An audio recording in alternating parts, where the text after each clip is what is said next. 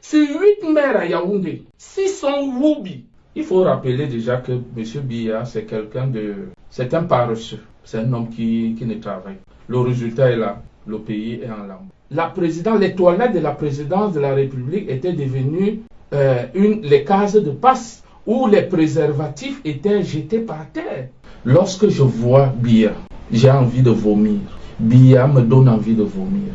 J'ai même envie de dire, ce type est une fiotte. Il est temps que les vrais boulous se lèvent et disent à Biya, tu travailles quoi? Tu fais quoi à Yaoundé? Rentre au village. Aujourd'hui là, est-ce que c'est le pays qu'Aïdjo t'a donné? Ceux qui nous ont donné Biya comme président savaient qu'ils nous donnaient une coquille vide. Laissez les histoires de tribalisme de côté. Parce que les Bamileke, je le dis, c'est le peuple le plus politiquement aguerri au Cameroun. Que la capitale du Cameroun n'ait aucune femme sur 8 maires. Pourquoi? Parce qu'il faut le dire. J'ai dit, nous allons nous dire des vérités. Il faut que le Cameroun se relève. On ne peut plus. Ça ne peut pas continuer. Sur 8 maires à Yaoundé, 6 sont messieurs, mademoiselles. 6 sont Woubi. Non, suivez. Non, nous allons parler aux Camerounais. Parce que c'est en se disant des vérités que le Cameroun va se relever. Lorsque dans un pays, le seul critère d'intelligence est de livrer le petit trou par au sol de la mer, on comprend que toutes les décisions que prendront ces dirigeants vont sentir la merde. Et enfin, le pays va se retrouver dans la merde. C'est le cas du Cameroun. Le Cameroun est dans la merde. 8 hommes à Yaoundé, maire, sans aucune femme, dans le parti de Biya. C'est le RDPC. On l'a fait sciemment. Parce qu'ils sont dans le processus de remplacer les femmes par les hommes-femmes. Que les Bassas comprennent que la politique se fait avec. Que les Toupouri, les Mundang et autres. Parce que les Bamileke, je le dis, c'est le peuple le plus politiquement aguerri au Cameroun, au jour d'aujourd'hui. Les autres ne font pas de la... Les autres font la politique de l'émotion. L'homosexualité au Cameroun n'est pas qu'un plaisir. Il y a le côté mystique. Même la franc-maçonnerie qui bâtit en Europe, quand vous arrivez au Cameroun, elle devient mystique. Ils ajoutent d'autres choses. Donc, lorsqu'un monsieur se met derrière toi au Cameroun, avec en arrière-plan la pratique, il n'a rien à voir avec le plaisir. Il sait ce qui tire. Et quand vous partez de là, vous êtes une coquille. Biya a trop de mépris pour les étonnes. Quand on parle du bien pour le Cameroun, laissez les histoires de tribalisme de côté. Biya applique le testament de Louis-Paul Ojoula. C'est-à-dire, aucun étonne, faire tout pour éloigner les étonnes du centre de décision, pour éloigner les Bassas du centre de décision, pour éloigner les Toupour, les Mundang, les Giziga et tout le du centre de décision. Ainsi, c'est comme ça que ça. Qu'aujourd'hui, M. Biya, qui a tout eu du Cameroun, c'est quelqu'un qui vit sous la mamelle depuis plus de... Depuis toujours, bien. Logé, nourri, véhiculé, soigné, entretenu, au moment où il doit aller se reposer. Vous vous rendez compte, M. Moda, que Biya vient proposer ce pétrole contre une élection parce qu'il veut verrouiller effectivement la succession. Il faut rappeler déjà que M. Biya, c'est un paresseux, c'est un homme qui ne travaille. Le résultat est là, le pays est en lambeaux. C'est quelqu'un qui ne peut pas se prévaloir de sa compétence pour concurrencer quelqu'un d'autre. Non, il n'a pas. Il sait, il connaît ses limites. Quand il accède au pouvoir, il savait. C'est d'ailleurs pour cela qu'il a introduit dans son système quelque chose d'extraordinaire pour contrôler et tenir tous ceux qui travaillent autour de lui.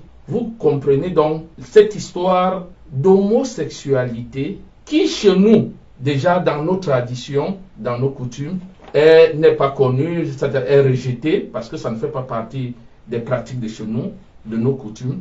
Mais Biya, sachant que les Camerounais étaient réfractaires à la pratique, a plutôt pris cette pratique comme outil pour tenir tous ses collaborateurs.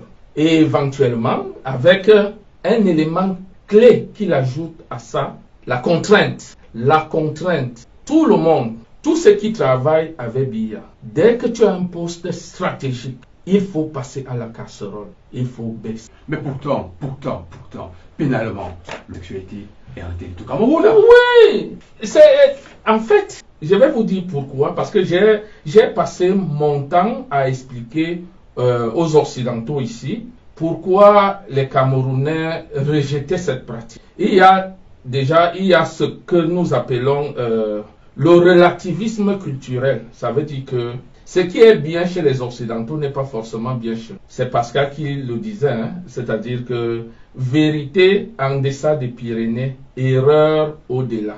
Le relativisme culturel. Les Africains ont leur manière, ont leur culture.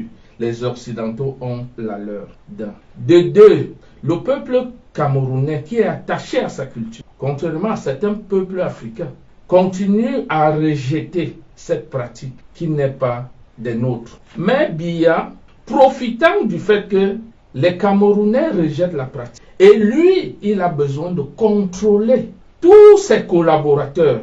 Il a donc instauré ça au sein de l'administration. Je vous parle même en commençant par la présidente de la République du Cameroun.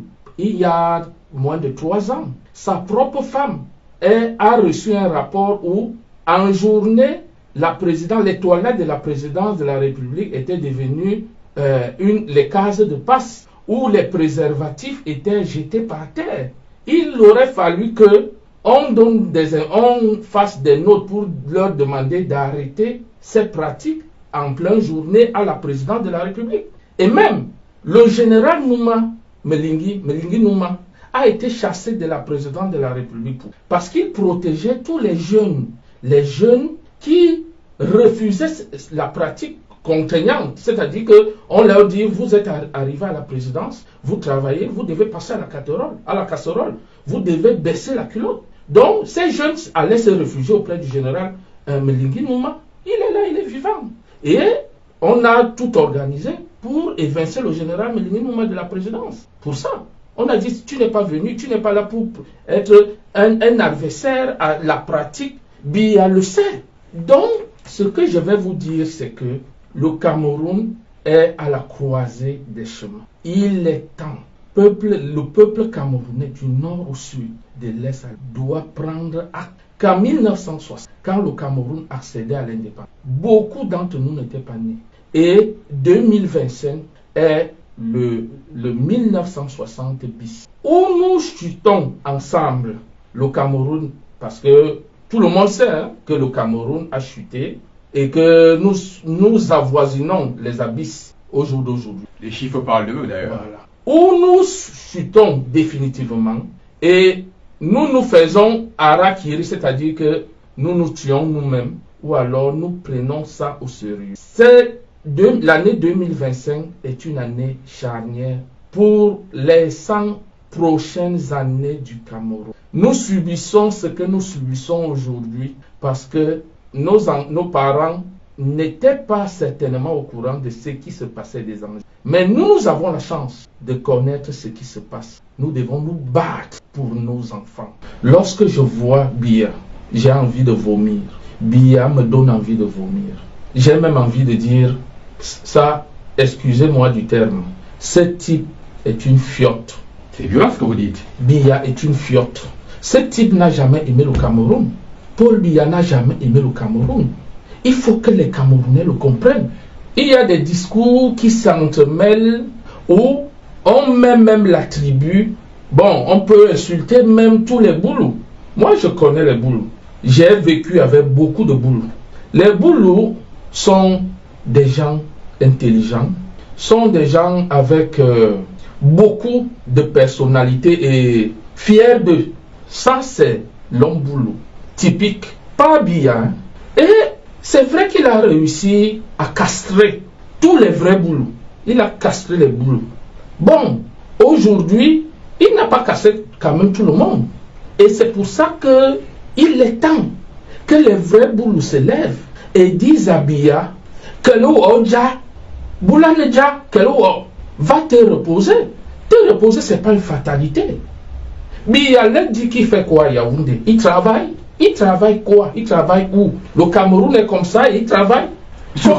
Biya peut dire au Boulou, Bouya peut dire au boulot qu'il travaille. Il travaille quoi? Wassadje. La route va le dire. Tu travailles quoi? Tu fais quoi à Yaoundé? Rentre au village. Ou que t'habites. Tu as peur qu'on va certainement t'arrêter. On met quelqu'un de 92 ans en prison pour chercher quoi? Pour gagner quoi? Non, tu fais quoi à Yaoundé? Le pays est en lambeaux. Aujourd'hui, là, est-ce que c'est le pays qu'Aïdjota donné? Moi, j'ai honte. Tout au moins, moi, j'ai honte à la place de l'élite Boulou. Ceux qui nous ont donné Biya comme président savaient qu'ils nous donnaient une coquille vide. Pourquoi? Qui choisit les candidats au comité central du RDPC? Biya Miki. Il y a 2 personnes qui gèrent le comité central du RDPC. Il y a un secrétaire général et un secrétaire général adjoint.